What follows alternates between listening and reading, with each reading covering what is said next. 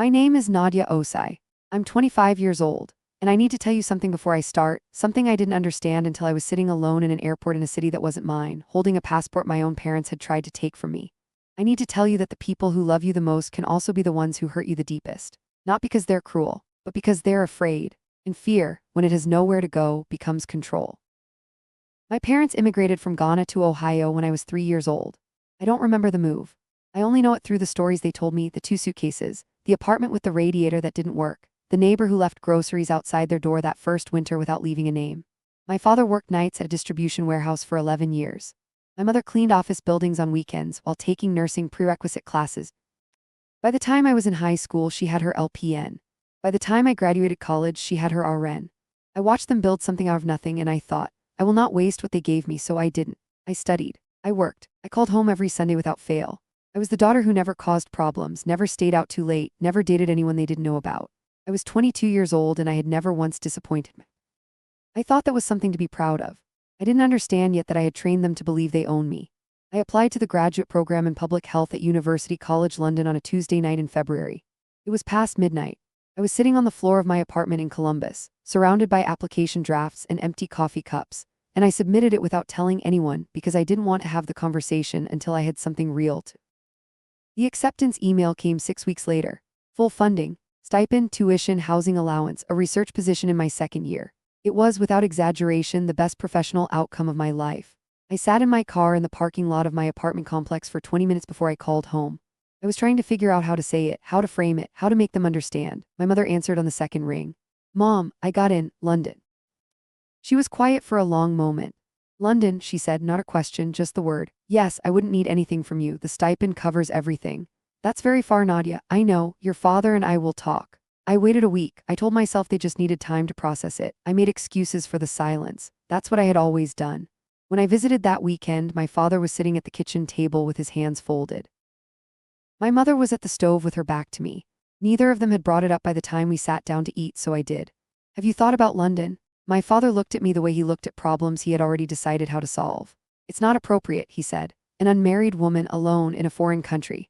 Dad, it's England, it's not. There are good programs here. Ohio State, Michigan, you can commute, you can live at home. This is a fully funded offer from one of the top public health programs in the world. It will still be a top program when you're married and your husband can accompany you. I looked at my mother's back. She didn't turn around. I did not argue further. I had learned over 22 years that arguing with my father when his hands were folded like that was like pushing against a wall. It didn't move. You just tired yourself out. But I also did not withdraw my acceptance. Over the following 3 months, I prepared quietly, methodically, the way I did everything. I arranged my student visa through the UK consulate.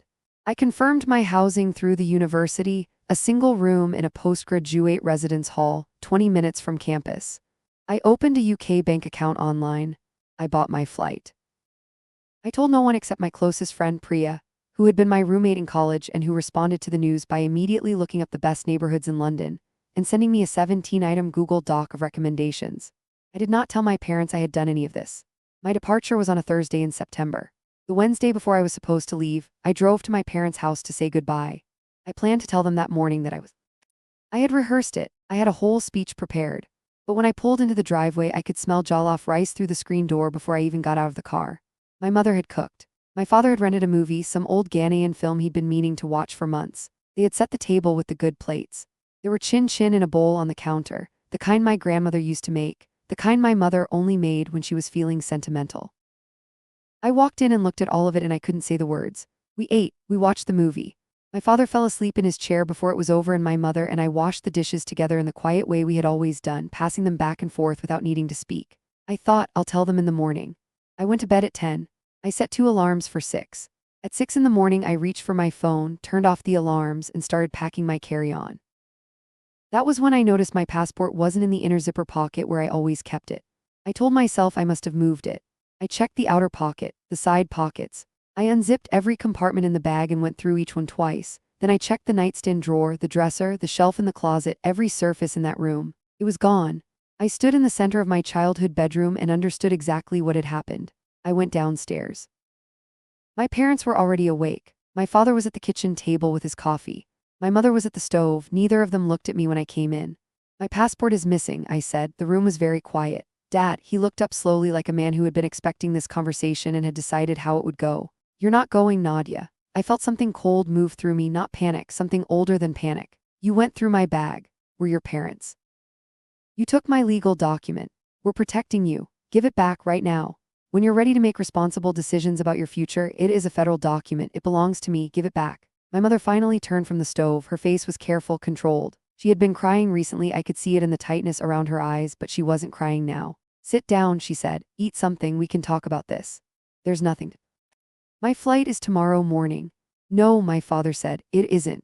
I stood in that kitchen for another few minutes. I said everything I could think of to say. I was calm, then I wasn't calm, then I was calm again. None of it moved them. I went back upstairs. I sat on the edge of my childhood bed and stared at the wall and thought about what I actually had available to me. I missed my flight. For the first hour I cried, then I stopped and opened my laptop. The first thing I did was email my program coordinator at UCL. I told her there had been a serious family emergency and asked whether a 1-week deferral of my start date was possible. I didn't explain further. She responded within 2 hours. She was sympathetic. She said she would speak to the admissions office. She would do her best. The second thing I did was call the National Passport Information Center. The woman who answered had a calm, professional voice. I told her my passport had been taken from me by family members without my consent and that I needed to travel internationally for graduate school within the week. She asked if I felt I was in physical danger. I said no, but I needed that document back or a replacement. She told me I could apply for an emergency passport at a regional passport agency. I would need to appear in person with proof of imminent international travel, a flight confirmation dated within 2 weeks, along with my birth certificate, a government-issued photo ID, and passport photos. I booked a new flight for the following Wednesday, 7 days. Then I sat back and thought about who else knew what was happening. Nobody. I had told nobody. That was the loneliest feeling I have ever had, sitting in my childhood bedroom with a bag packed for life my parents had decided I wasn't allowed to have, and realizing that I had kept my plans so secret that there was no one outside those walls who knew I needed help. I called Priya. She answered on the first ring. I told her everything. There was a silence on her end that lasted about 4 seconds, and then she said, "Okay, what do you need?" That question. I told her about the passport agency appointment I was going to make.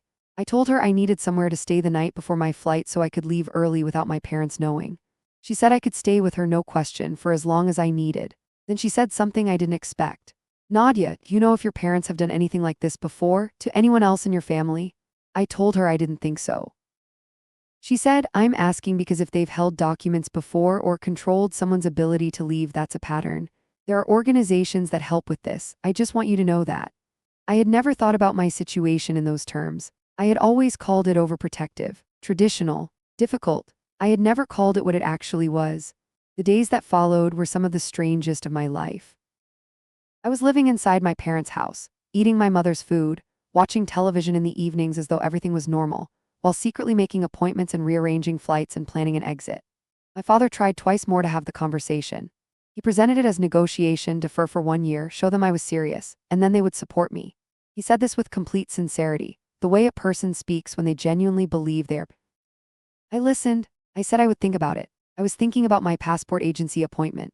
On the 4th day, my Aunt Abina called. Abina was my mother's older sister, 12 years between them, the one who had come to America first and sponsored my parents' immigration. She lived in Maryland now, retired from a career in federal contracting. She had always been the family member who spoke plainly, who skipped the performance of politeness when something needed to be said. She called my cell, not the house line. "Nadia, I heard what's happening. Mom told you. Your mother called me crying 2 nights ago. She's not as sure about this as your father is." That stopped me. "She took the passport too, Auntie." "I know, but she's scared, not cruel. There's a difference." A pause. "Tell me the truth. Do you want to go to London? More than anything. Then go. I'll drive you to the passport agency." I was quiet for a moment. "I already have an appointment," I said. She laughed, a short, surprised sound.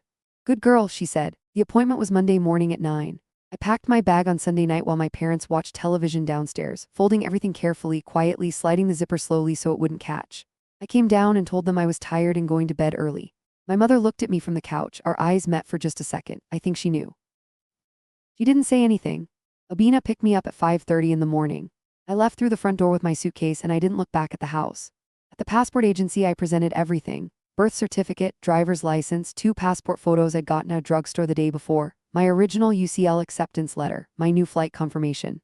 The officer, a heavy-set man in his 50s with a careful, unhurried manner, looked through each document. He asked me to describe the circumstances under which my passport had gone missing. I told him the truth, all of it. My parents, the night before my original flight, the decision they had made on my behalf without my consent. He wrote something on the form. He didn't react with surprise or judgment. He just wrote and asked his next question. Do you believe you are in any physical danger at your current residence? No, I said. But I can't go back there. He processed my application. He told me to return at 1 in the afternoon. Abina and I went to a diner around the corner. We sat in a booth by the window and she ordered eggs and I ordered coffee I didn't drink and she told me things about my mother I had never known. She told me that when my parents first came to Ohio, my mother had been offered a position in a hospital system in New York. A better city, more opportunity, closer to a Ghanaian commute. My father hadn't wanted to go. He'd already settled, already had his job, already knew his route to work. My mother had turned the position down without ever mentioning it to anyone. She had given up her own version of London for the same reason my father was now trying to keep me from mine. Not cruelty. Fear dressed up as love. I sat with that for a long time. At 1 in the afternoon, the officer slid a new passport across the counter with my name on it. I stood in the lobby of that building and held it with both hands and felt something I don't entirely have words for. Not triumph exactly. Something quieter. The feeling of a door that had been held shut finally opening. I called my mother from the lobby steps. She answered on the first ring, which meant she had been waiting. I have a new passport, I said. My flight is Wednesday at 6:15 in the morning. I'm going to London. Nadia, Mom, I love you. I'm not asking permission, I'm telling you what's happening. Your father, I know what Dad will do. I need you to hear me say this. What happened was not protection, it was not love. It was you deciding that your fear was more important than my future. And I'm not angry, but I'm also not staying. She was crying by the time I finished. Not loud, my mother never cried loudly, just the sound of her breathing changing. I told her I would call when I landed. My father called 6 times that afternoon. I let everyone go to voicemail. The first message was what I expected: disappointment, accusation. How could I do this after everything they'd sacrificed? The second was quieter, less certain. The third one I almost couldn't listen to. His voice was different, smaller. He said, I just don't want to lose you. I sat on Abina's couch and listened to that message 3 times. Then I put my phone face down and went to sleep. Abina drove me to the airport at 3:30. We didn't talk much in the car. When she pulled up to departures, she put the car in park and turned to look at me. Your mother is proud of you, she said. She just doesn't know how to say it without your father hearing. I hugged her for a long time. Then I got out of the car and walked into the terminal and didn't look back. I landed at Heathrow on a gray Wednesday morning. The sky was the color of unfinished concrete, and it was raining lightly and everything smelled different air, different coffee, different city. I took the tube to my stop, dragged my suitcase up the stairs, found my building, found my room. It was small. A single bed, a desk, a window that looked out onto a courtyard where pigeons were standing in the rain looking profoundly unbothered. I sat on the edge of the bed and called home. My mother answered before it rang twice. Landed safe? Yes. Good, she said. Good. We stayed on the line for a few seconds without speaking. I could hear the television in the background, the same channel she always watched in the evenings. I made jollof last night, she said finally. Was it good? Too much pepper, your father complained. He always complains about the pepper. I know, she said, and I heard something in her voice that was almost a smile. That was enough for that day. It's been 16. My father and I spoke for the first time 8 weeks after I arrived. He called on a Sunday evening, our time, which meant it was late at night in Ohio, and when I answered he was quiet for so long I thought the call had dropped. Then he said, I was afraid, I handled it in the wrong way. From my father, who had never once in my memory said those words in that order, it landed like something physical. I said, I know, Dad. We have talked every other Sunday since then. We don't go near certain things, but it's ours and it's getting easier. There is one more thing I need to tell you. 2 months after I arrived in London, I got a call from the passport agency officer who had processed my application. He told me because he was legally required to notify me that my original passport had been flagged in their system and that the circumstances I had described had been referred for a routine review. He said no further action was being taken against my parents, but that the report would remain on file. I hadn't known that was going to happen. I don't know exactly how my parents found out, but they did. My father didn't call me about it. My mother texted me a single message. We understand now. That was all. 3 months after that, my original passport arrived in the mail. Padded envelope, my parents' return address in the corner. No note inside. I keep it in my desk drawer next to the new one. I look at them sometimes, both of them side by side, and I think about what it cost to get from one to the other. My mother gave up her New York for my father's fear. I almost gave up my London for the same reason. But here is what I know now, 16 months and an ocean later. You cannot love someone into smallness and call it protection. You cannot clip someone's wings and call it safety. You cannot take someone's passport, their document, their proof of who they are and where they are allowed to go, and call that family. I am 25 years old. I live in London. I call home on Sundays. My research is on maternal health outcomes in immigrant communities. It is, as it turns out, deeply personal. And for the first time in my life, I am not the daughter who never caused problems. I am just myself, and that finally is enough.